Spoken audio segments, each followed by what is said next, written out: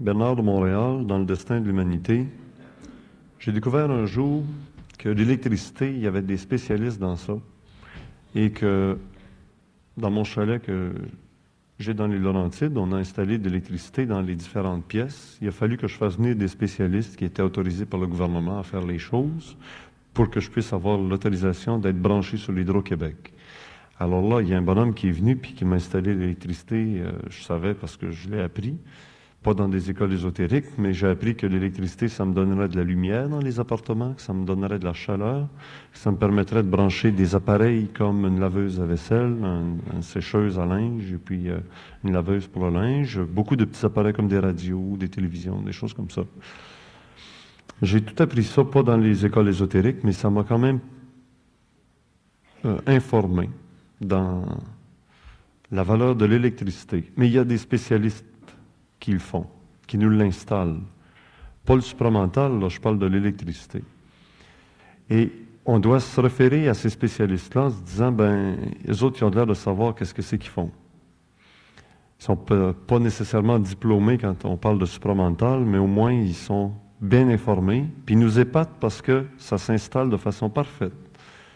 Puis effectivement, le commutateur fait que ça donne de la lumière, le thermostat, ça donne de la chaleur, je branche ça dans la fiche, ça donne de la musique.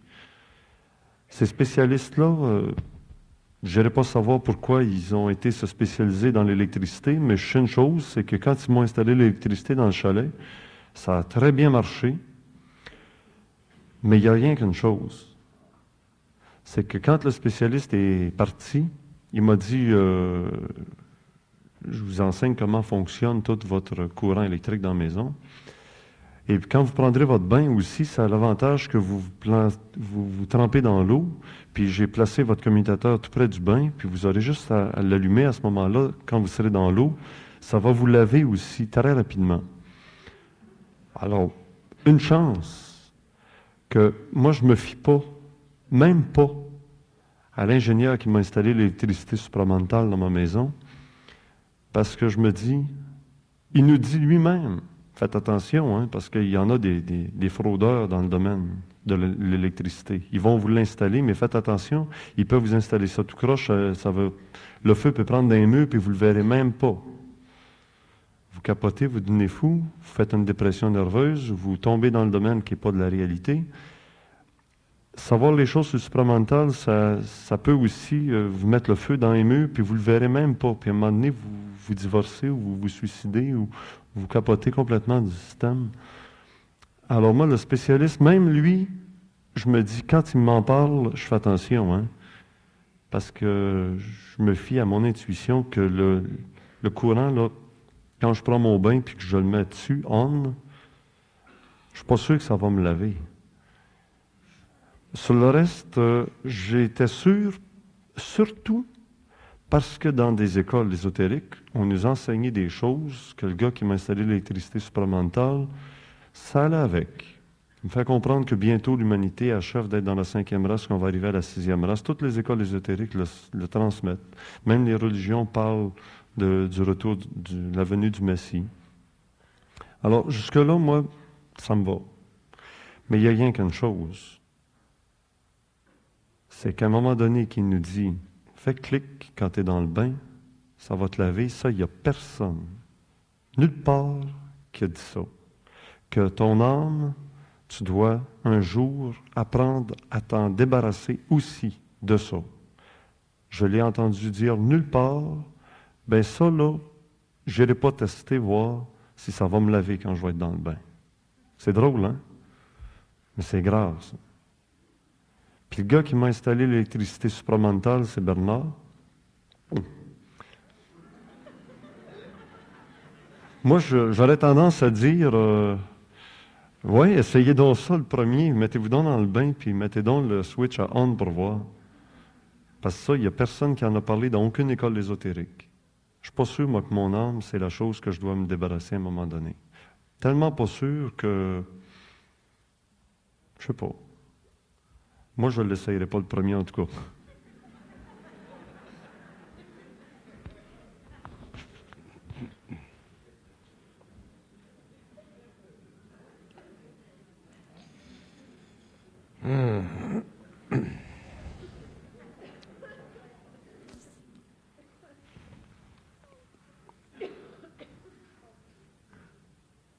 tu veux que je te dise? Je pourrais être un bon vendeur en me disant, ben oui, mais remarque, écoute, moi, quand je t'ai dit, tu fais on, là, ça te donne de la lumière dans ta chambre. Si tu tournes le thermostat, tu vois bien, ça donne de la chaleur. Bon, mais pourquoi j'irais te mentir en disant qu'en faisant ça, ça marche pas? C'est bon. Je t'ai pas menti sur 99,9% de tout ce que je t'ai dit. J'irais pas te mentir pour cette affaire-là. Sauf que c'était l'affaire qu'il fallait pour que le gars, il reste dans le bain, puis là, le chalet, ben, c'en est un autre qui en prend possession.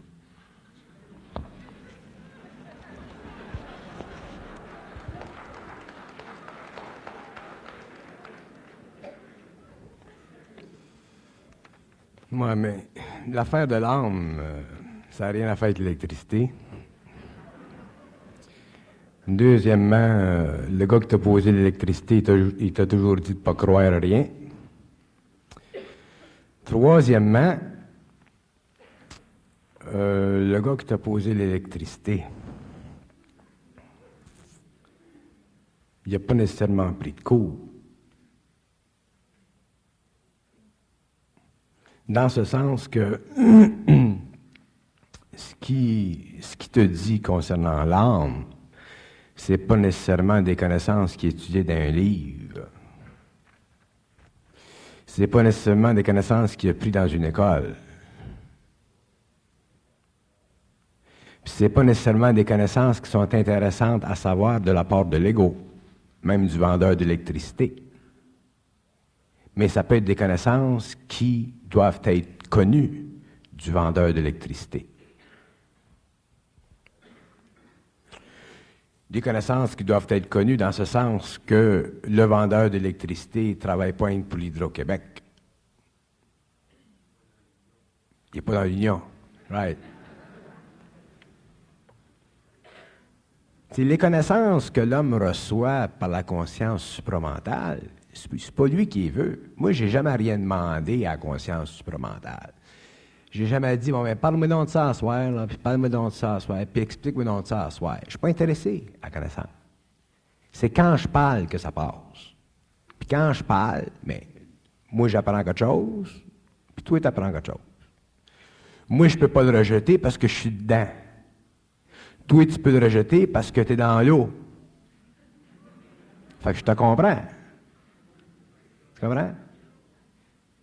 Alors, moi, je suis dedans, puis je parle. Que tu me demandes n'importe quoi, de parler n'importe quoi, moi, le canaliser, puis m'en parler. Puis après ça, me dire, c'est intéressant, ça, ce qu'il a dit Bernard de Montréal. J'ai pas de mémoire. Mais, la fusion, le contact avec la conscience supramentale, puis l'impression de cette énergie-là sur mon mental, fait que, quand je parle, j'amène du matériel qui ne se pense pas. Et comme j'amène du matériel qui ne se pense pas, quand on y pense, on n'aime pas ça.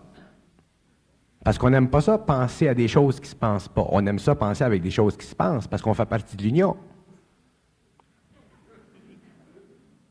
Puis les gens veulent tous faire partie de l'union, parce que quand on est uni, on est fort. Mais quand tu es seul, la force que tu as, ce n'est pas la force de l'union, c'est ta propre force. Alors, soit que tu craques, ou tu vis. Mais ça dépend de ton évolution. Ça dépend de ton expérience antérieure. Puis si tu es capable de le prendre, mais tu le prends, puis à ce moment-là, ça passe. C'est comme un radio. Toi, c'est un RCA de 1939. Moi, j'ai un Sony de 1982. Les chances que je pogne des ondes que tu ne pognes pas sont là. Mais si tu te fâches parce que je prends des ondes que tu ne peux pas prendre parce que tu as des vieilles langues, change de radio. Voilà-tu? Quand je dis change de radio, je veux dire, Richard, ben, si tu veux écouter mes ondes, mais change de radio, tu n'as pas de choix.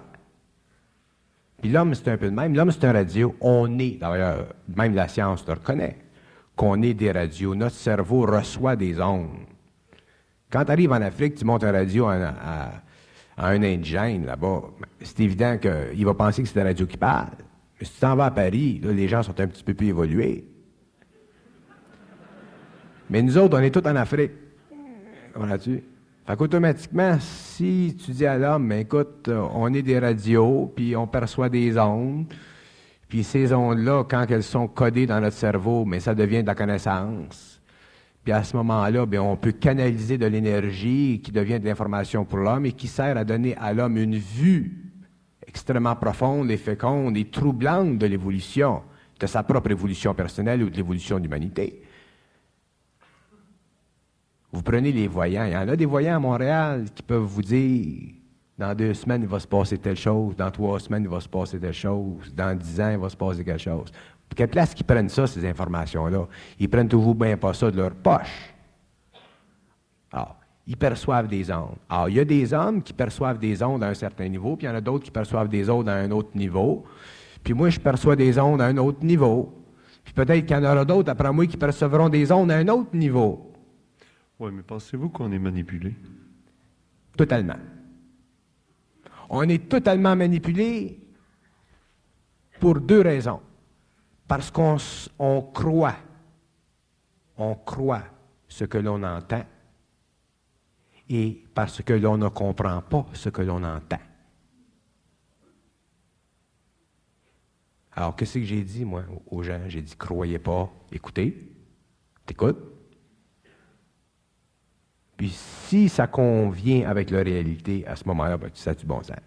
Fait qu'avec le temps, tu t'ajustes, puis tu t'ajustes, puis tu t'ajustes, puis tu t'ajustes, puis éventuellement, bon, ben, tu es tellement ajusté que ce que tu entends, c'est ça.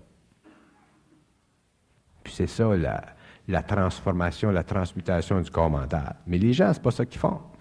Il y en a là, qui se font dire dans leur tête, c'est le Christ qui te parle. Va-t'en à Londres, là, puis tu es putain à Londres. Le gars, il part avec sa hache, comprends-tu, puis il est dessus, puis il se retrouve en prison. L'autre, il se fait dire, c'est le Christ. Puis il y en a bien des Christ dans le monde. C'est plein de Christ quelque part.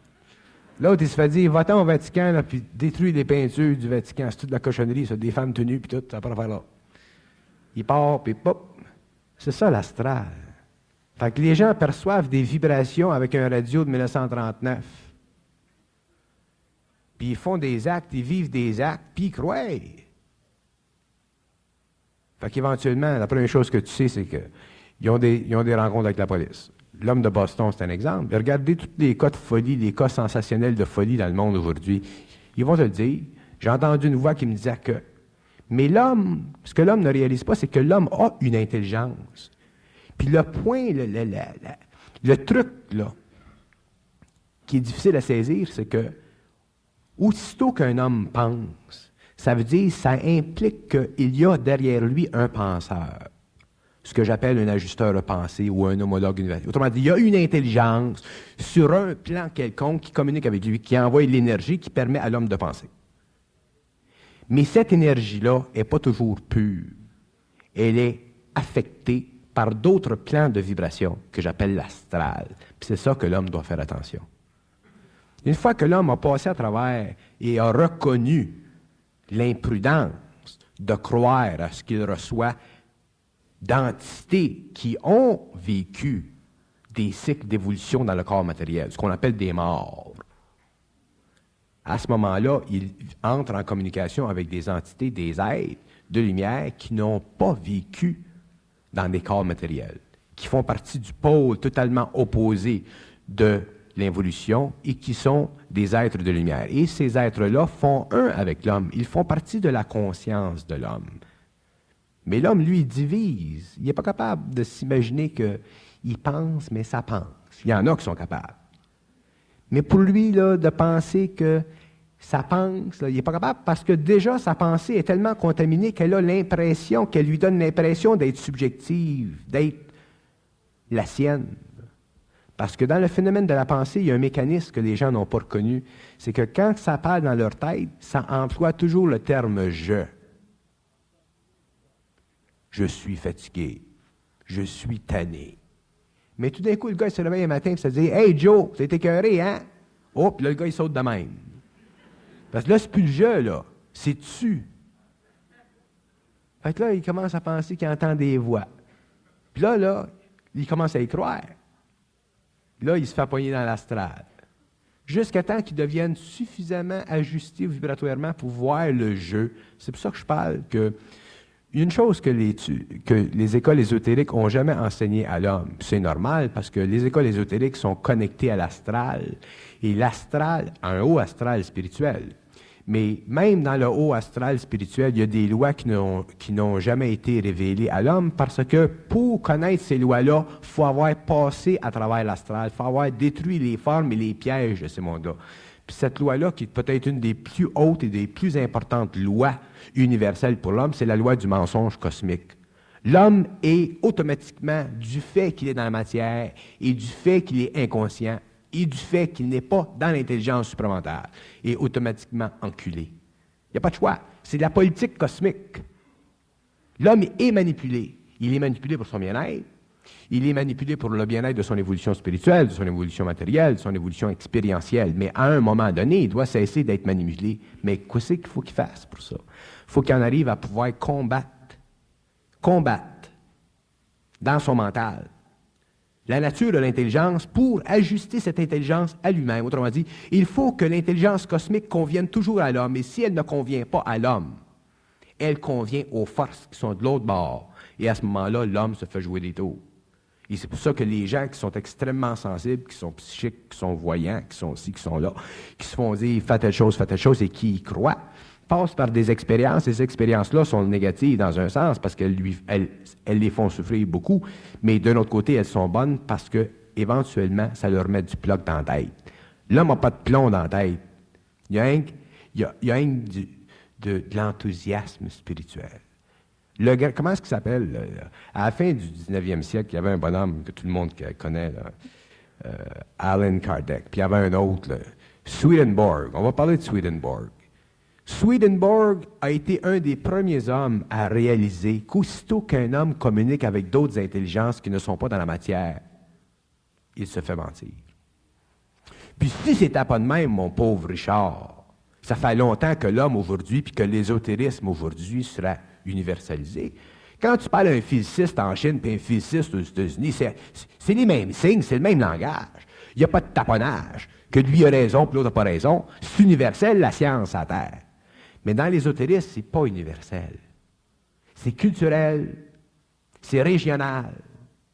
Puis c'est un millimélo de patente à gosse qui convient à toutes les personnalités possibles, puis à tous les gourous, puis les gouzous, puis les bons, puis les mauvais, puis les cow-boys, puis les sœurs. Puis tout le monde, là, tout le monde vit et se nourrit de ça aujourd'hui. Moi, j'ai rien contre les cow-boys et les sœurs. Mais si tu m'arrives avec quelque chose, je veux de moi-même savoir ce que tu me dis. Moi, je peux parler de n'importe quoi avec n'importe qui, puis j'aime bien ça parler avec n'importe qui, de n'importe quoi. Mais ceux qui me parlent d'ésotérisme, à n'importe quel niveau, sont mieux d'être bottés, parce que moi, je vais les déculotter. C'est pourquoi je vais les déculotter? Parce que je ne peux pas croire ce qu'ils me disent. Je peux écouter ce qu'ils me disent. Je peux comprendre ce qu'ils me disent, mais je fonctionne vibratoirement. Puis si tu me dis quelque chose, puis que la vibration passe, automatiquement, la vibration, si ce que tu me dis n'est pas parfait, je vais le faire. Parce que ça fait partie de la nature de l'intelligence supramentale. C'est pas parce que je veux le faire. J'ai pas de choix. Alors, on revient à l'âme. Es-tu sorti de ton bain d'eau, là? On revient à l'âme. L'âme, c'est un concept spirituel, métaphysique, philosophique, d'une réalité qui n'est pas palpable par le rationalisme. Alors, d'où ça vient le concept de l'âme? Ça vient des sphères. OK. Mais de quelle sphère? C'est bien beau de dire à l'homme, tu as un âme. C'est bon que l'homme sache qu'il y a un âme. Pas comme ça, s'il sait qu'il y a un âme, il ne se pense pas pour un âne. Mais de dire à l'homme qu'il y a un âme pendant la période égyptienne, puis de dire à l'homme qu'il y a un âme pendant la période atlantéenne, puis de dire à l'homme qu'il y a un âme pendant la période des Romains puis des Grecs, puis de dire à l'homme du 20e siècle qu'il y a un âme, c'est plus la même âme. Puis l'âme, le concept de l'âme qu'on a aujourd'hui, puis le concept de l'âme qu'on va avoir dans 2000 ans, c'est plus la même chose. Moi, je peux parler de l'âme aujourd'hui, puis dans 2000 ans, il y a quelqu'un qui va me dire, puis qui va venir, puis qui va dire, bon, ben, le concept de l'âme dont parlait Bernard de Montréal dans ce temps-là, c'est conditionnel au temps de l'évolution. Il y a des choses que dans ce temps-là, l'humanité ne pouvait pas absorber parce que l'homme pensait trop. C'est comme le concept de l'atome, le concept de l'espace et de l'énergie qui a changé avec les siècles. À l'homme, c'est la même chose. Alors moi, j'arrive là, dans un public qui était lié à la tradition, qui était ligoté à la tradition. Puis je dis, comprenez donc qu'est-ce que c'est l'âme. L'âme, c'est une mémoire. Moi, je n'ai pas pensé à ça dans ma tête, je pense pas.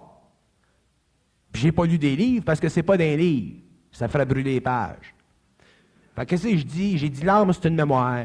Puis j'ai dit, lorsque l'homme entrera dans le cycle nouveau, lorsque la conscience expérimentale de la Terre aura terminé son cycle et que l'homme entrera dans la conscience créative de la planète, il sera obligé de démolir la mémoire pièce par pièce, c'est-à-dire qu'il sera obligé de se désengager astralement du lien karmique qu'il y a avec la valeur planétaire de cette énergie qu'on appelle une âme. Et lorsque l'homme aura fait ça, il aura intégré cette énergie dans ses principes et automatiquement, il pourra transmuter vibratoirement ses corps pour aller lentement vers la dématérialisation éventuelle de son corps matériel, sous le contrôle de son esprit, qui aura été la transmutation de son ego centré sur la conscience astrale pour vivre d'un ego concentré dans l'énergie du supramental pour en arriver à une conscience intelligente, pure et parfaite, c'est-à-dire une conscience intelligente qui ne se connaît pas, mais qui se sait. Qui ne se connaît pas parce qu'il n'y a plus de réflexion dans l'ego, mais qui se sait parce qu'elle canalise l'énergie vers les plans de l'évolution qui nécessitent la confirmation de certains aspects de l'évolution que l'on appelle les mystères ou les secrets des mystères. Ah, l'homme doit savoir. L'homme ne peut plus se poser de questions. L'homme est arrivé à un stage dans l'évolution où il doit savoir, et le destin de l'humanité, il est fondé sur le principe qui veut que toute organisation psychologique de l'homme dans l'avenir soit réorientée vers l'intelligence cosmique, c'est-à-dire réorientée vers la capacité d'introduire dans le monde mental de l'homme, pour le bénéfice de l'évolution de l'homme, pour l'augmentation du pouvoir scientifique de l'humanité, de telle sorte que, éventuellement, l'homme, au lieu d'être manipulé par la hiérarchie, appartienne à la hiérarchie. Et lorsque l'homme appartiendra à la hiérarchie, ça veut dire que l'homme aura le pouvoir de voir dans l'invisible. Ça n'existe pas, l'invisible, pour un homme qui est conscient. L'invisible existe pour l'homme parce que l'homme ne voit rien. Mais quand l'homme verra, il n'y aura plus d'invisible.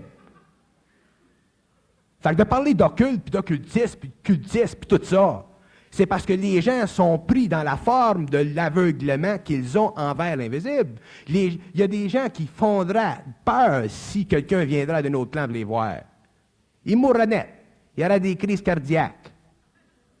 Pourquoi? Parce que leur ego, leur mental, leur subjectivité n'est pas conditionnée à une réorganisation psychologique du matériel d'expérience dont il ferait expérience. Alors, comment est-ce que l'homme peut entrer de ce qui est barré dans ses sens, entrer en contact avec des dimensions parallèles où il y a de l'intelligence, où il y a des entités en évolution, sans paniquer? C'est impossible. Alors, qu'est-ce qui amène l'homme à être sûr? C'est l'intelligence. Pas la croyance. Un homme qui croit un homme, il est automatiquement enculé, il est fini, même si le gars il est bien intelligent et il est bien fin. Parce que c'est plein de monde dans le monde qui sont bien fins, qui sont bien intelligents et qui mènent le monde et qui mènent les gens et qui mènent des individus par le bout du nez, c'est-à-dire en vertu de quelque chose qu'eux savent. Un homme ne peut pas se permettre de croire un autre homme. Un homme peut savoir, sentir ce un autre homme sait ou dit. Mais un homme ne peut pas se permettre de croire ce qu'un autre homme dit. Et croire, ça fait partie des lois de l'involution culturelle de l'humanité. Depuis 12 000 ans, l'homme croit. Il y a des gens qui sont venus et ont dit, bon ben, pète de même, là, parce que si tu pètes comme ça, tu vas créer des problèmes. Fait que le gars, il pète de même. Fait que tout le monde pète comme ça depuis des siècles de temps, puis c'est normal, parce que si on n'avait pas pété de même, on aurait pété tout partout, puis ça aurait été le désordre. Fait qu'on était amené petit à petit à subir un conditionnement spirituel, philosophique, moral, éthique, au niveau de toutes les civilisations, et ça a été bon. Ça a permis aux hommes d'être un petit peu plus raisonnables parce qu'ils étaient un petit peu dirigés dans leur évolution. Mais, hey, on est rendu à la fin du 20e siècle. C'est pas le système communiste puis les Russes qui vont me dire quoi lire, puis quoi pas lire, puis quoi dire, puis quoi pas dire. Moi, je suis capable de le regarder, Marx, dans les yeux, puis savoir où ce qu'il a fait des erreurs, puis où ce qu'il n'a pas fait, puis regarder Lénine, où ce qu'il a fait, puis où ce qu'il n'a pas fait, puis Staline, puis Boukhanine, puis toute la gang, puis la boucane, puis tout. Hey? T'sais? Alors, un homme doit être capable de regarder un homme dans l'œil et voir objectivement ce que l'homme fait, ce que l'homme dit, mais ne jamais croire. Parce que dans le monde, regarde ce qui est arrivé en Allemagne. Aujourd'hui, il y en a là, qui osent un petit peu commencer à soulever le voile des mystères de l'Allemagne nazie. Pas les yo-yo de psychologues de 1939 qui pensaient à un quantum freudien, qui pensaient qu'Hitler avait un problème avec son zizi. Ça va bien plus loin que ça, le mouvement nazi en Allemagne. Le mouvement nazi en Allemagne était directement lié à des forces occultes venant du Tibet, puis des Indes. Puis il est temps que les gens commencent à comprendre comment ça marchait. Alors, si les Allemands avaient ça, si toi, tu avais été en Allemagne en 1939, peut-être que tu aurais cru Hitler. Peut-être que tu aurais cru Hitler. Quand tu penses que des grands gars comme Carl Jung sont fait prendre, imagine-toi que c'était tough. Mais on est rentré en 1980, puis c'est encore plus tough. Puis il y a peut-être un yo-yo qui va arriver en 92, là. Puis ça va être encore plus tough parce que lui, il va peut-être avoir des pouvoirs. Sais-tu qu'est-ce qui arrive à un homme quand un homme a des pouvoirs? Le gars, il fond. Puis lui, il devient un dieu pour lui. Mais il n'y a pas un homme sans terre qui va être un dieu pour moi. Puis il n'y a pas un homme sans terre, qui doit être un dieu pour personne. Chaque homme doit être dans sa conscience, dans son intelligence, respecter les hommes, respecter l'intelligence des hommes, voir relativement et objectivement le niveau d'intelligence de chaque homme, mais toujours respecter l'individualité des hommes. Et si les hommes n'en arrivent pas un jour à respecter l'individualité des hommes, automatiquement, il y aura une conflagration sur la Terre. Parce que ça fait partie des lois cosmiques. Et de cette conflagration-là, il y en aura un petit nombre dispersés dans différents pays du monde qui auront compris ça. Et ce sont ces gens-là qui ne seront pas pognés dans la fin du cycle et dans toute la tribulation de ce cycle-là. C'est pour ça que je dis, aujourd'hui, j'en comprends la tradition, Richard. Puis je suis content de la tradition. Puis je suis content de ce qu'ont fait les francs-maçons, puis ce qu'ont fait les martinistes, puis ce qu'ont fait les philosophes, puis ce qu'ils ont fait, ce que l'Église catholique a fait, ce que tout le monde a fait, parce que tout le monde a fait quelque chose. Mais on arrive à un point où l'homme doit se réaliser dans son intelligence et non plus se bâtir une béquille. L'homme ne peut plus se permettre de vivre dans une béquille parce que le cycle où l'homme doit être guidé est fini. Aujourd'hui et dans l'avenir, l'homme devra se guider lui-même parce qu'il sera dans une intelligence universelle. Fait que toi, si tu es dans l'intelligence universelle, tu vas te guider. Moi, je vais me guider. L'autre va se guider. Puis, automatiquement, étant dans la même énergie, on comprendra ce qu'on fera. Toi, je te respecte, tu fais ta job. Moi, je fais ma job. L'autre fait sa job. Fait que tout le monde fait sa job en temps. Automatiquement, qu'est-ce qu'on construit? On construit une nouvelle pyramide. Mais une pyramide dans laquelle l'intelligence dirige et non l'égocentrisme, rationaliste, philosophique, spirituel, puis tout le batou de l'homme moderne. Qu'est-ce que je te dis? Il faut que j'arrête parce que je peux continuer. En tout cas, c'est ça que je veux dire.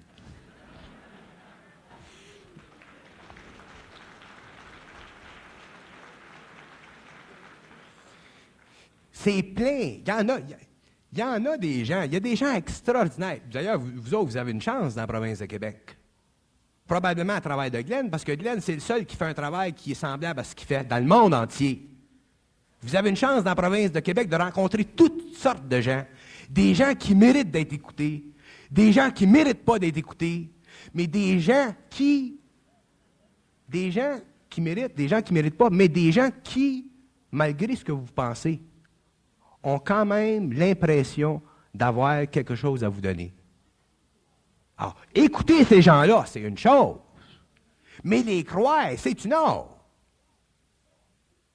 C'est ça que j'essaie de faire comprendre aux gens. Écoutez tout le monde. Vous avez une myriade de points de vue qui vous est présenté par lui en public. C'est fantastique. Mais de là à croire, c'est un autre paire de manches. Quand vous serez dans votre propre intelligence, à ce moment-là, vous verrez la valeur d'un, la valeur de l'autre, la valeur de l'autre, la valeur de l'autre, et vous verrez qu'il y a énormément d'individus qui possèdent un petit peu de ce savoir qui est universel. Chacun canalise suivant la coloration de son ego.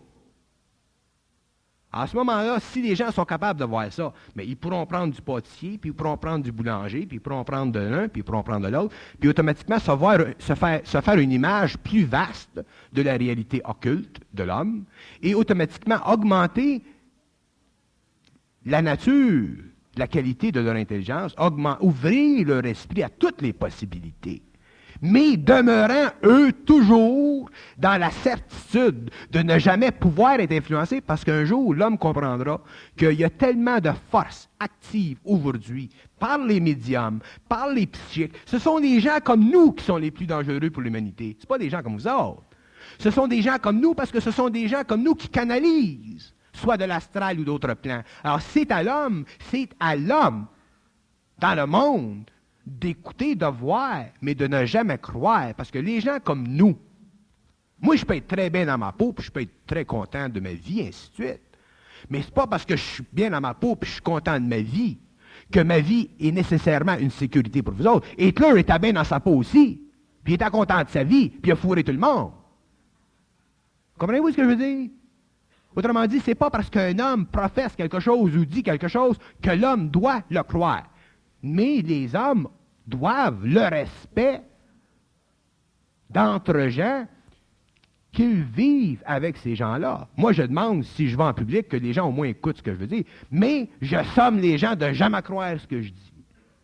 Si un jour les gens en arrivent à saisir de par leur propre intelligence, parce que tous les hommes sont connectés au cosmique, si les gens en arrivent petit à petit, ça ne se fera pas d'un jour à l'autre, en arrivent petit à petit à saisir des choses qui conviennent à leur intelligence, à ce moment-là, bon, on est sur la même longueur d'onde. Là, on peut prendre un petit coke Sheaton.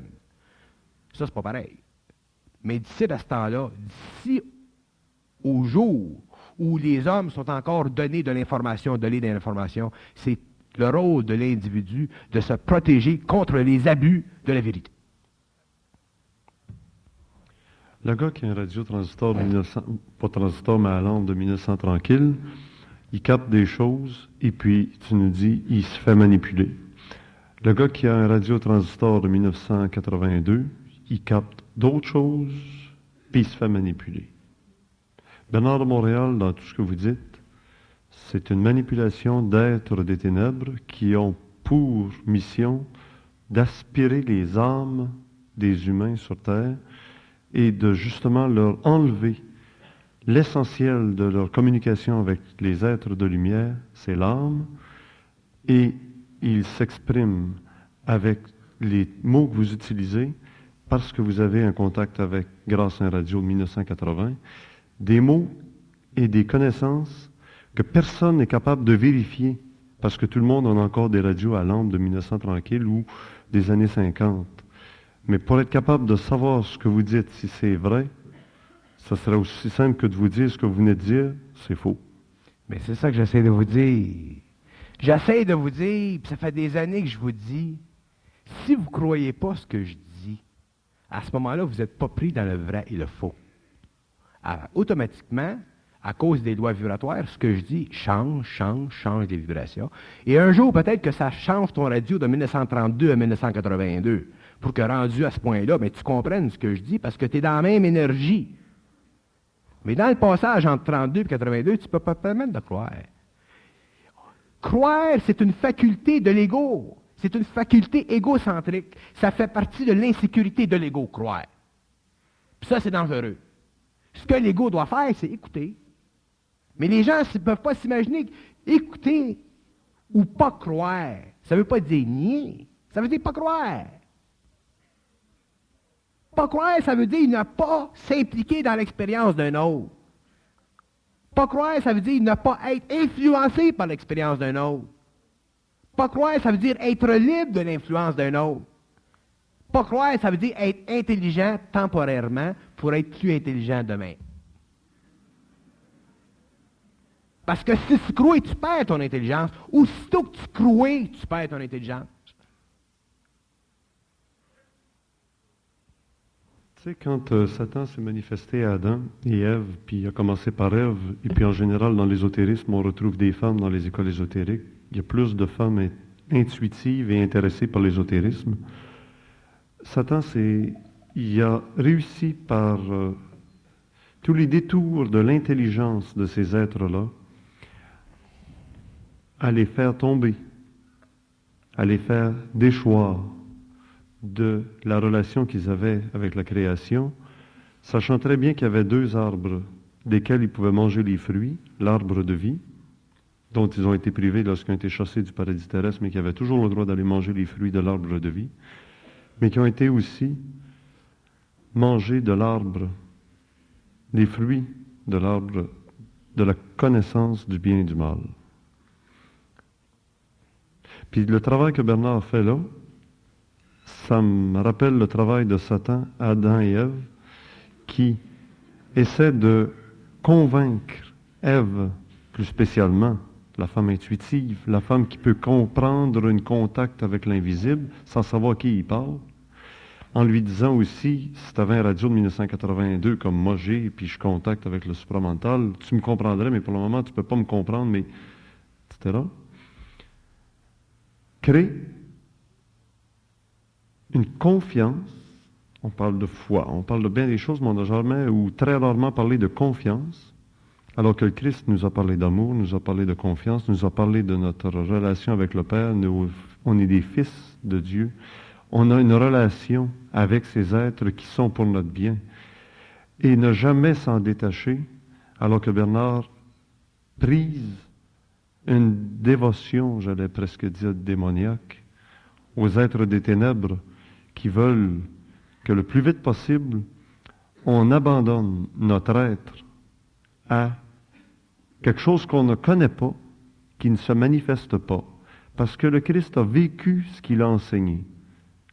Et Bernard, qu'est-ce qu'il vit qu'il enseigne? Je ne le vois pas. Ah, t'es compliqué, toi. Je m'excuse pour les fanatiques, là, hein? C'est un rôle qu'on joue, puis il faut le faire. On va retourner dans le jardin. Qu'est-ce que c'est l'arbre de vie? L'arbre de vie, c'est la connexion entre l'homme et le cosmique. Ça, c'est l'arbre de vie.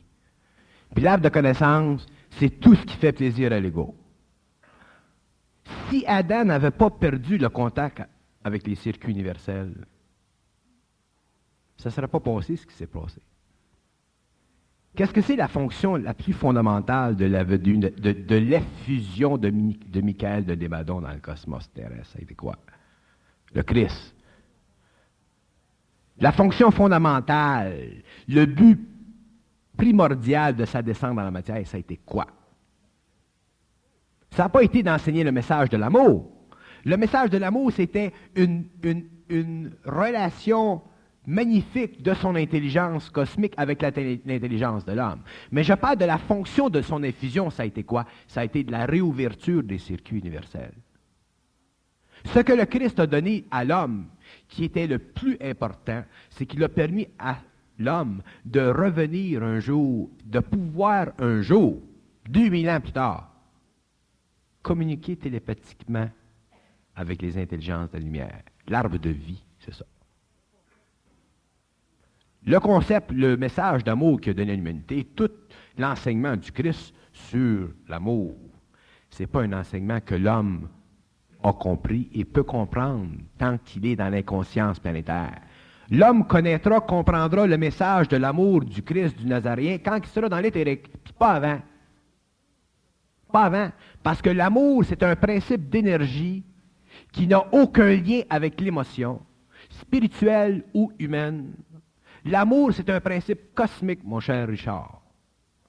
Comme l'intelligence, c'est un principe cosmique, mon cher Richard, puis comme la volonté, c'est un principe cosmique, et l'homme n'a ni un ni l'autre.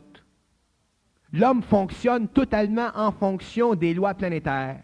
L'homme ne fonctionne aucunement en relation avec les forces cosmiques parce que l'homme est encore dans l'âge où il se nourrit de l'arbre de la connaissance. Puis quand l'homme aura cessé de se nourrir de l'arbre de la connaissance, qu'il sera dans le courant cosmique, autrement dit, en relation télépathique avec les circuits universels qui font partie de la constitution universelle de l'énergisation de l'intelligence, à ce moment-là, l'homme n'aura plus besoin d'étudier pour savoir, il saura. Puis quand il n'y aura plus besoin d'étudier pour savoir, il n'y aura plus besoin de croire pour savoir qui c'est. Puis quand il n'y aura plus besoin de croire pour savoir qui c'est, il n'y aura plus de possible possibilité à l'homme d'être influencé ni par les hommes, ni par les entités sataniques qui sont dans les sphères inférieures de l'astral. Fait que quand je parle du radio de 1939 puis du radio de 1982, je veux dire que l'homme ne peut pas passer d'un radio de 39 à un radio de 82 tout d'un coup, à moins de subir la fusion instantanément. Puis tous les hommes ne peuvent pas faire ça parce que tous les hommes n'ont pas la capacité de subir ce choc-là. Mais c'est pas important, la fusion. Ce qui est important, c'est la conscientisation de l'intelligence dans l'homme. Fait en 39, il y a un radio, tu n'as jeté en 1940, 41, 42, 43, 44, 45, puis tu montes. Puis éventuellement, tu en as un en 1982. Quand tu as un radio en 1982, ton radio, il est parfait. C'est-à-dire que ton radio n'est plus contrôlé par les forces astrales. Il n'est plus sous l'impression de la conscience planétaire de l'homme. Ton radio, il est le rapport direct entre toi et le cosmique, entre toi et les intelligences, les êtres de lumière. Puis quand tu as un radio de même, Charlie, tu n'as plus besoin d'autre chose. Parce que quand tu as un radio comme ça, tu es en fusion d'intelligence. Puis quand tu es dans la fusion d'intelligence, mais t'es bien. Puis à ce moment-là, tu n'es plus intéressé à la connaissance. Mais à ce moment-là, tu peux regarder en arrière, tu peux regarder à côté, tu peux regarder en haut, puis tu peux regarder en bas. Puis où tu regardes, ton regard fait toujours un mouvement de 360 degrés, nord, sud, est, ouest. Puis à ce moment-là, c'est là que tu comprends le danger des vieux radios et l'importance des radios de 82. Bonjour. Ici, je vous disais que l'arbre de vie, c'est pas ça. L'arbre de vie? Ça n'a pas été le contact télépathique avec les entités supérieures. L'arbre de vie, c'est justement l'âme qui est la création. Richard, Richard. C'est vrai, c'est vous qui donnez la conférence. Mon cher Richard, un jour tu vas comprendre que pour comprendre, il faut comprendre sans penser. Puis quand tu comprends sans penser, c'est parce que tu canalises l'énergie de l'intelligence. Puis quand tu canalises l'énergie de l'intelligence, que l'arbre de vie soit ce que tu veux, que ce soit des avocados, que ce soit des pommes ou que ce soit des oranges, l'intelligence universelle, c'est synthétique. Puis si c'est important pour moi d'expliquer l'arbre de vie comme étant un arbre fait avec des oranges, je vais m'en servir. Puis si c'est important pour moi d'expliquer que l'arbre de vie, symboliquement, c'est d'autres choses, je vais m'en servir. Parce que tout ce qui a été donné dans l'homme, à l'homme dans la tradition, c'est symbolique. Puis qu'est-ce que c'est un symbole, mon cher Richard? C'est une forme. Et une forme, ça sert à quoi? Ça sert à enseigner. Puis c'est pour ça que dans le monde, il y a énormément de symbologie. Et on discute toutes les formes possibles de l'arbre de vie. Là, je t'en parle d'une autre façon. Je te parle de l'arbre de vie comme étant la connexion des circuits universels. C'est une autre forme. Mais il y a une différence entre ma forme et la tienne. C'est que toi, tu penses, et elle a été pensée, la tienne, tandis que la mienne n'est pas pensée, je ne pense pas. Fait que comme je ne pense pas à la forme que je parle, je ne suis pas intéressé à la forme que je dis. Puis comme je ne suis pas intéressé à la forme que je dis, tout ce qui m'intéresse, c'est l'énergie de la forme, puis c'est comme ça que je parle. Fait que, moi, si je parle de la forme comme ça, moi, je l'oublie, j'ai plus de mémoire. Toi, tu en as une mémoire, crois-moi pas. Parce que si tu crois ce que je te dis, puis moi, je suis capable de parler, puis parler, puis parler. Puis si tu crois ce que je te dis, tu n'en sortiras jamais du trou. Parce que je peux te parler aussi longtemps que je suis capable de canaliser l'énergie. Puis je vais te donner un autre exemple. Tu parles de l'âme, je vais t'en parler de l'âme. Mais je vais t'en parler vite parce que ça passe pas mal vite, l'énergie. Puis si tu comprends ce que je veux dire, à ce moment-là, tu es mieux d'arrêter. L'homme comprendra un jour que l'âme, c'est une mémoire unidimensionnelle créée par des cerveaux d'intelligence motomontale. Sais-tu qu'est-ce que c'est une intelligence motomontale? C'est une intelligence qui provient des sphères les plus denses du cosmos, qu'on appelle nous autres les scientistes de l'antimatière. Il y a des intelligences qui vivent dans ces mondes-là. Et ces intelligences-là créent de deux façons. Ils créent par implosion et ils créent par explosion. Et lorsqu'ils créent par implosion, ils se servent de tout le matériel vibratoire qui existe dans les éthers cosmiques. Et l'âme, ça en est une.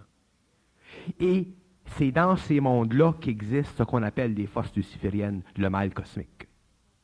Alors, Les forces qui sont à l'opposé de ça, ce sont les forces qui fonctionnent créativement par explosion, et les forces qui fonctionnent par explosion sont ce que vous appelez, vous autres, les forces de lumière.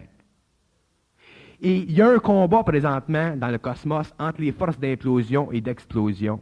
Et pendant des siècles de temps, on a été contrôlé par les forces d'implosion parce que la densité du matériel psychique de nos principes devait arriver à un point de solidification tellement parfaite que l'homme pouvait, sur le plan matériel, demeurer en harmonie vibratoire avec l'astral de sa conscience sans jamais toucher au mystère de l'intelligence qui existe dans les univers qui explosent. C'est pour ça que les scientistes n'ont jamais compris le mystère de l'évolution des systèmes cosmiques et des systèmes sidéraux. Les scientistes ont toujours pensé que le cosmos, il explose. Il fait exploser. Puis que le cosmos est constamment en évolution. Puis que la matière dans le cosmos est une matière contenue, finie, mais infinie dans son expansion. Lorsqu'en fait, le cosmos a commencé dans la phase d'implosion. Puis quand le cosmos a commencé dans la phase d'implosion, le temps n'existait même pas. Et comme le temps n'existait pas, le mouvement non plus. De sorte que quand Lucifer a commencé son activité dans l'univers, le temps n'existait pas. Et c'est justement parce que le temps n'existait pas que la phase explosive de l'évolution n'avait pas commencé. Et c'est pour ça que les âmes ne pouvaient pas, à ce moment-là, servir à l'évolution des forces de la lumière et ne pouvaient servir qu'à l'évolution des forces des ténèbres. C'est pour ça que je dis que l'âme est luciférique. Non pas qu'elle est mauvaise, elle est luciférique parce que l'organisation énergétique de sa conscience interne est automatiquement dirigée vers la perception des mondes qui sont subalternes au monde de l'explosion cosmique. Et ces mondes-là sont les mondes de l'antimatière. C'est pour ça que l'âme, c'est de l'antimatière. Et l'âme étant de l'antimatière, elle est une réserve extraordinaire de tout le matériel d'expérience de l'homme parce que tout le matériel dans la vie expérientielle de l'homme sur les plans subtils comme sur le plan matériel, doivent retourner en l'antimatière parce que c'est de l'antimatière qu'ils proviennent. Et moi, je dis qu'un jour, l'homme doit détruire l'antimatérialité de l'âme, c'est-à-dire que l'homme, un jour, doit détruire la mémoire parce que la mémoire, c'est antimatière. Quand les scientistes comprendront que la mémoire, c'est antimatière, les scientistes pourront à ce moment-là comprendre qu'est-ce que c'est la mémoire cosmique et ils pourront créer des cerveaux électroniques qui se servent et qui sont connectés à l'éther explosif de la lumière et l'homme n'aura plus jamais à ce moment-là à se préoccuper d'organiser et de programmer dans son évolution scientifique des données pour comprendre les mystères du cosmos. Ça fera partie de la machinerie, Charlie. Mais on doit réajuster complètement notre vision du monde et notre vision de l'intelligence et notre vision de l'âme et notre vision de la tradition. Sans ça, on est voué à l'antimatière. Et sais-tu qu'est-ce que c'est? La dimension la plus près de l'antimatérialité dans le temps, c'est la mort. C'est pour ça que les êtres, ceux qui sont en contact avec les esprits qui sont dans le monde des morts, là, checkez ce que je vous dis, moi, puis vous allez voir que ce qu'ils vous disent, c'est exactement ça. Dans le monde des morts, jusqu'ici, c'est que les morts qui savaient qu'est-ce que c'était la mort. Nous autres, on était à sa tête comme des vrais yo-yo, puis on ne pouvait pas savoir que c'était la mort. On était obligé de mourir pour savoir qu'est-ce que c'était la mort. Il est temps que les gens arrêtent de mourir avant de savoir qu'est-ce que c'est la mort. Pour passer au-delà de la mort, autrement dit, pour entrer dans le monde explosif de la lumière, qui est la conscience cosmique supramentale. À ce moment-là, l'homme pourra immortaliser son corps matériel, comme le Nazaréen a fait, puis d'autres initiés ont fait. Mais c'est parce que Socrate est arrivé un jour, puis il dit, tout le monde meurt, fait que moi je meurs, puis comme je suis un homme, je dois mourir, que tout le monde croit qu'on doit mourir, parce que tout le monde meurt. C'est pas parce que tout le monde meurt qu'il faut que tu meurs. C'est une condition humaine, c'est une condition planétaire. Mais qu'est-ce qui détermine si un homme doit mourir ou ne doit pas mourir? C'est le contact avec les circuits universels. Et les contacts avec le circuit universel, c'est pas le contact avec l'astral. Comment même tu me diras que le Christ te parle, je m'en fous comme dans la 40, parce que je vais te prouver que c'est pas le Christ qui te parle, c'est un yo-yo d'autre bord qui se fait passer pour lui. Il y a une différence. Penses-tu que le Christ perd son temps pour parler avec toi? Il est bien trop occupé. Mais on a de l'ego spirituel, puis on se dit, bon, le Christ me parle, là, tu comprends, t'es safe. Puis c'est ça le mensonge cosmique. Quand le Christ reviendra sur la terre, quand il y aura la fin du cycle, les hommes entreront en contact avec la conscience christique, ce qu'on appelle Michael de Nébaldon, puis ils verront que Michael de Nébaldon n'a pas le temps, n'a pas l'énergie à diversifier dans le cosmos pour parler individuellement avec un gars. Il y a une organisation intermondiale qui sert toutes les humanités, puis toutes les races, puis toutes les planètes, puis tous les cosmos, puis cette organisation intermondiale-là s'appelle les ajusteurs de pensée. C'est leur job de parler avec toi. Fait que servez-vous-en. Si tu veux, je te dis. Est-ce que ça faisait partie du mensonge cosmique, la phrase du Christ qui dit « Ceci est mon corps, ceci est mon sang ». Ceci est mon corps, ceci est mon sang. Il faut comprendre qu'est-ce qu'il disait quand il disait ceci est mon corps, ceci est mon sang. Qu'est-ce que ça veut dire, ceci est mon corps? Quand il prend son pain puis qu'il dit ceci est mon corps, ça veut dire que la matière est conviviale avec son corps matériel. Ça veut dire que dans le pain, il y a de l'esprit, comme il y a de l'esprit dans son corps. Puis quand il parlait du sang, qu'est-ce qu'il parlait? Il parlait de la nature occulte de l'esprit. Et dans tous les rites occultes, dans toutes les sociétés secrètes, le sang représente la nature de l'esprit. Et dans les sociétés qui sont plus vers la gauche, qui sont plus vers le mal planétaire, le sang représente le pouvoir de l'astral sur l'homme, comme dans les sociétés de magie noire, comme dans les de magie blanche, ou dans les sociétés où il y a un rythme positif spirituel, comme dans l'Église. Le sang représente l'esprit du Christ, autrement dit, représente cette énergie universelle qui est intelligence. Mais il faut comprendre ce qui a été dit par les initiés dans la tradition, pas seulement prendre du symbolisme puis aller à la maison le soir et puis se coucher avec ça sur notre oreiller. Il faut le comprendre, mais tu ne peux pas penser à ça. Pour que tu le saches, il faut que ça te soit dit, puis il faut que ça soit dit, il faut que tu aies une radio. Fait que si les gens n'utilisent pas leur radio, ben c'est leur patente. C'est leurs affaires. Moi, je parle d'un radio. Puis je dis que l'homme est un radio, puis que je dis que l'homme a accès à des circuits universels, parce que justement le Nazaréen est venu ici pour faire la connexion. Ben, c'est à nous autres de nous en servir, notre radio. Mais je dis à l'homme aussi, n'oubliez pas, que en ouvrant ton radio, tu vas pogner des postes, puis ils viennent pas tous de ces CKVL. C'est ça que je veux dire. Alors, on doit apprendre petit à petit à développer du discernement. La sagesse, il y en a en masse sur la terre. C'est plein de monde qui sont dans la sagesse. Il y en a en masse de sagesse. Mais ce que les hommes n'ont pas, c'est du discernement. La sagesse, c'est une qualité de cœur. Le discernement, c'est une qualité de l'intelligence. Et l'homme qui n'a pas de discernement, même s'il a bien la sagesse, il est dans la merde. Parce qu'il se va toujours prendre par une autre intelligence quelque part, qui est sur un autre plan, puis qui est plus évolué que lui.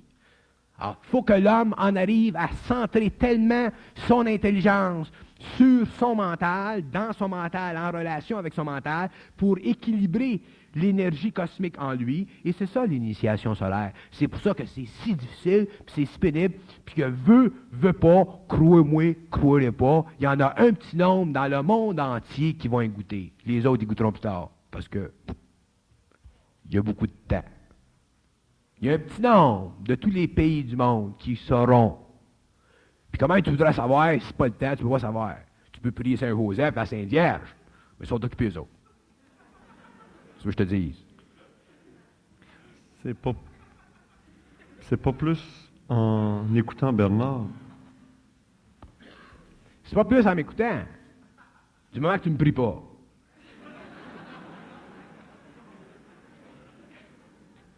J'essaie de faire comprendre l'importance de ne pas croire. On dirait que c'est si dur que ça, pas croire.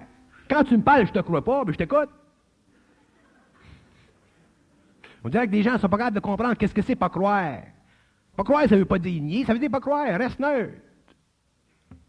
Puis quand je dis que je te crois pas, tu montes sur tes grands chevaux. Ben non, quand tu me crois pas, je suis content. Quand tu me crois pas, je suis content. Parce que quand tu me crois pas, tu commences à comprendre ce que je veux dire. Grands chevaux, je ne suis pas sur mes grands chevaux, je parle, je canalise l'énergie. C'est des petits chevaux, tu les as pas vus, mes grands chevaux.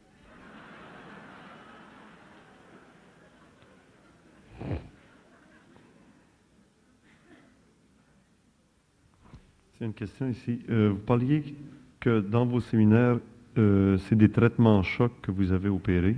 Que se passe-t-il dans vos séminaires? Quels gens y assistent et comment sont-ils choisis? Les séminaires sont ouverts au public. Le seul moment où je vais empêcher une personne de venir dans un séminaire, c'est si j'ai l'impression que la personne est trop sensible ou que la personne, si elle vient dans le séminaire, au lieu que ça l'aide, qu'elle n'en bénéficie pas. Mais les séminaires sont ouverts au public. Mais si je sais ou si je sens qu'une personne venant dans un séminaire ne va pas en bénéficier parce qu'elle ne pourra pas prendre d'expérience, mais je dis, bon, ben, tu viendras plus tard, pas pressé. Le choc, il faut se comprendre. Mes séminaires sont plus aussi choquants qu'ils étaient avant. Mais il y a toujours un choc, parce que quand tu détruis une femme, tu crées un choc. Aussitôt que tu détruis une femme, tu crées un choc. Puis il y a des gens, mais ça les choque. Fait qu'automatiquement, ça crée des changements vibratoires, puis des fois, c'est difficile. Mais éventuellement, ils en sortent. Puis ils en sortent encore plus fort, puis plus sain, puis plus dans leur propre intelligence. J'ai vu tantôt une question qui demandait combien y a-t-il d'hommes sur la terre qui parlent comme vous? Combien est-ce qu'il y en a qui parlent comme moi? Je ne suis pas un clone, moi. C'est pas combien est-ce qu'il y a d'hommes qui parlent comme moi, c'est combien est-ce qu'il y a d'hommes qui savent ce que je sais, la question. Fait que s'il y a bien des hommes qui savent ce que je sais, bien tant mieux. Avez-vous une idée? Avez-vous une idée du nombre? De quoi? Du nombre d'hommes qui le savent? Qui savent? Oui. Il y a bien du monde qui savent. Il y a bien plus que vous pensez. Seulement, ils ne vont pas se mettre en public, ils ne vont pas aller en public, ils ne vont pas écrire des livres, ils vont pas. Il y a des gens qui savent. Il y a du monde qui savent sur la terre. C'est plein de monde, mais il s'agit de les reconnaître. Quand tu les reconnais, moi, ça fait du fun. Tu vas chez Eaton, tu bois du coca avec eux autres. Bernard, qu'est-ce qu'un flash? Un flash? Un flash, c'est la projection dans le mental de l'homme d'une image qui vient soit de l'astral ou qui vient d'autres plans. C'est un avertissement, c'est une représentation symbolique de quelque chose qui a une importance et que l'homme, s'il est suffisamment éveillé, au lieu d'être endormi, va en prendre connaissance, va en prendre conscience, puis ça lui donne de l'information. C'est ça un flash. Y a-t-il un nombre d'âmes fini ou infini? Il y a un nombre d'âmes finis, puis sont comptés, puis sont numérotés. Ils ont tous un numéro. Si la fin du monde arrive à la fin du siècle pour payer notre dette karmique... La fin du quoi? Si la fin du monde... La fin du monde? Qui c'est qui a parlé de la fin du monde? Je sais La pas, fin mais- du monde, la fin d'un cycle. Pas la fin du monde. Pas la fin du monde, vous avez énervé tout le monde. La fin d'un cycle, c'est pas pareil. Arrive du monde. Arrive à la fin du siècle pour payer notre dette karmique, qu'arrive-t-il aux âmes selon leur degré d'évolution? Les âmes retournent sur leur plan, les égos continuent à évoluer, l'évolution ça s'arrête pas, ça continue l'évolution. Seulement qu'après le cycle, les égos qui vont pouvoir s'incarner sur le plan matériel, ils vont être checkés. Parce que les forces, les gouvernements invisibles ne permettront plus que les égos s'incarnent à gauche puis à droite. Ça va être très, très, très, très dirigé dans le cycle nouveau pour ne pas retarder l'évolution de la planète Terre comme ça a été fait dans le passé. Alors, l'évolution sur la Terre sera très, très contrôlée, comme elle ne l'a jamais été, et beaucoup d'âmes évolueront sur d'autres planètes, dans d'autres plans. C'est vaste, l'univers. Alors, ils prendront de l'expérience là-bas, puis quand ils seront suffisamment dans une expérience évolutive, concrète et créative, ils pourront revenir sur le plan matériel. Si la fin du cycle arrive pour bientôt, ça veut dire qu'on est tous des chanceux parce qu'on est à la charnière, au point tournant où on va... Je considère que l'homme aujourd'hui, quand je parle de l'homme, là, aujourd'hui, je parle de l'homme sensible, conscient, qui sort un petit peu de la rigidité, de la fossilisation de son intellect, l'homme qui sent un peu intérieurement. Je considère que l'homme aujourd'hui qui perçoit est un être chanceux parce qu'il perçoit à un moment où il doit y avoir sur la Terre un grand changement. Et l'homme connaîtra de grandes choses qui viendront après la fin du cycle. Alors, c'est un temps extraordinaire, mais en même temps, c'est un temps durant lequel il y aura énormément de souffrance à cause de l'ignorance de l'âme. Ça prend de l'intelligence pour pas souffrir quand il y a de la souffrance. Si tu n'as pas d'intelligence et il y a de la souffrance, tu pâtis parce que tu es pogné dedans. Tu es influencé par.